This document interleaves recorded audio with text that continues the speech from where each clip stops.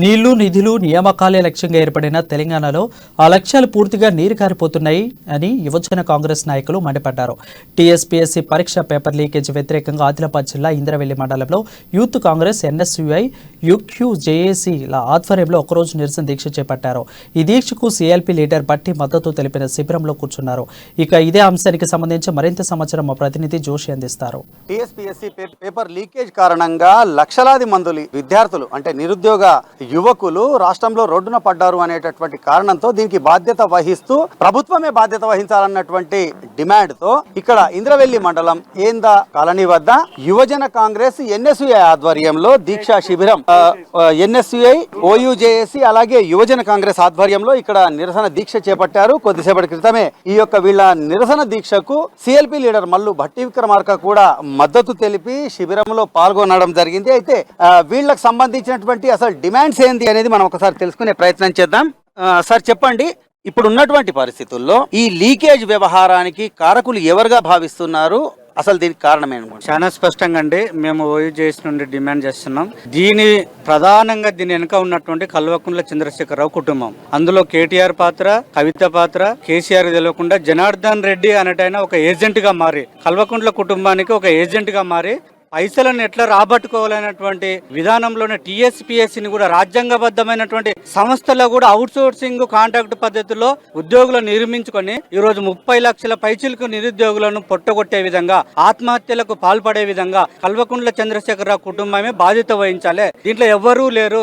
ఆ కుటుంబమే బాధ్యత వహించి, నైతిక బాధ్యత వహించి, ఏమాత్రం సిగ్గు శరం ఉన్నా ఇమ్మీడియట్ గా రాజీనామాలు చేయాలా. జనార్దన్ రెడ్డి తర్వాత సిట్టింగ్ జడ్జితోన సిబిఐ వల్ల ఎంక్వైరీ చేసి చట్టపరమైనటువంటి కఠినంగా చర్యలు తీసుకోవాలి. నిరుద్యోగులకు న్యాయం చేసే విధంగా అట్లాంటి పద్ధతులు మళ్ళీ పునరావృతం కాకుండా రెగ్యులర్ ప్రాతిపాదికన రాజ్యాంగబద్ధమైనటువంటి సంస్థలలో రెగ్యులర్ ప్రాతిపాదికన ఉద్యోగులను నియమించుకోవాల్సినటువంటి అవసరం ఉంటది. అది మర్చిపోయి ఈ రోజు పథకాల పేరు మీద, కాంట్రాక్టర్ల పేరు మీద, అవుట్ సోర్సింగ్ పేరు మీద ఈ మొత్తం కూడా థర్డ్ పార్టీ ఏజెన్సీలను మొత్తం కూడా ఈ రాజ్యాంగ సంస్థలకు తీసుకొచ్చి ఈ రోజు మొత్తం ఈ తెలంగాణ సమాజంలో ఉన్నటువంటి నిరుద్యోగ యువతను నీరుగార్చే విధంగా, వాళ్ళ మానసిక, ఆర్థిక, సామాజిక పరిస్థితులు నీరుగారే విధంగా నమ్మకం లేకుండా ఈ రోజు కోచింగ్ సెంటర్లలో అప్పులు చేసుకొని, క్రాస్ రోడ్లలో, హైదరాబాద్లలో, జిల్లా కేంద్రాలలో కోచింగ్ సెంటర్లలో అప్పులు చేసుకొని తల్లిదండ్రులు కూలీనాలి చేసినటువంటి డబ్బులతోన ఈ రోజు నా కొడుకుకు, నా కూతురుకి ఉద్యోగం వస్తే మా కుటుంబం బాగుపడుతున్నటువంటి ఆ సందర్భంలో ఈ రోజు తెలంగాణ రాష్ట్రం వచ్చిందే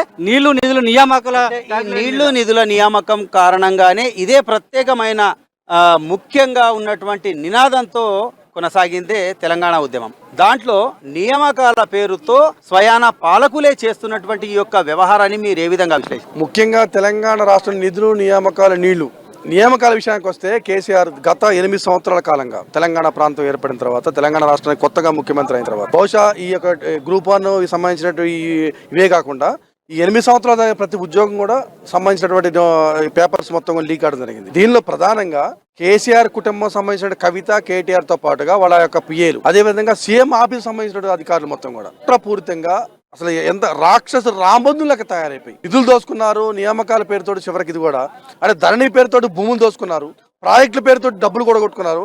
అంటే ఈ తెలంగాణ మొత్తం తడిగొండగా పిండేసి చివరికి దాదాపు 30 లక్షల మంది వన్ టైం పాస్వర్డ్ తోటి రిజిస్ట్రేషన్ చేసుకున్నటువంటి నిరుపేద కూడా ఎస్సీ, ఎస్టీ, బీసీ మైనర్ 96% మంది దళిత, గిరిజన, ఆదివాసి సంబంధించిన విద్యార్థులు, పేద విద్యార్థులు దాదాపు 3 కోట్ల అన్నం తినాలంటే కూలిపోతేనే తినే పరిస్థితులు, వాళ్ళు కూలికి పోయి పిల్లలకు కోచింగ్ల పేరుతో డబ్బులు ఇచ్చి చదివించే సందర్భంలో ఈ విధంగా దోసుకొని, ఈ విధంగా కనీసం చివరికి 10 లక్షలకి, 20 లక్షలకి, 30 లక్షలకి, 50 లక్షలకి రకరకాల ఉద్యోగాలు, రకరకాలుగా పేపర్లు అమ్ముకొని ఈ విధంగా రాబందులకు తయారైపోయి నిరుద్యోగ యువతకు జరిగినటువంటి అన్యాయాన్ని ఈ ప్రభుత్వం ఎట్టి పరిస్థితుల్లోనూ పూరించలేదని చెప్పి నీళ్లు నిధులు నియామకాలకు సంబంధించి అదే ప్రధాన లక్ష్యంగా సాగిన తెలంగాణ ఉద్యమ స్ఫూర్తికి స్వరాష్ట్రంలో ఏర్పడిన తొలి ప్రభుత్వమే తూట్లు పొడిచే విధంగా వ్యవహరించడం సిగ్గుచేటు అనేటటువంటి విషయాన్ని తమ అభిప్రాయంగా పేర్కొంటూనే రాబోయే రోజుల్లో ఇటువంటివి ఏవి చోటు చేసుకోకుండా కట్టుదిట్టమైనటువంటి చర్యలు చేపట్టడంతో పాటుగా వెంటనే దీనికి నైతిక బాధ్యత వహిస్తూ ప్రభుత్వాన్ని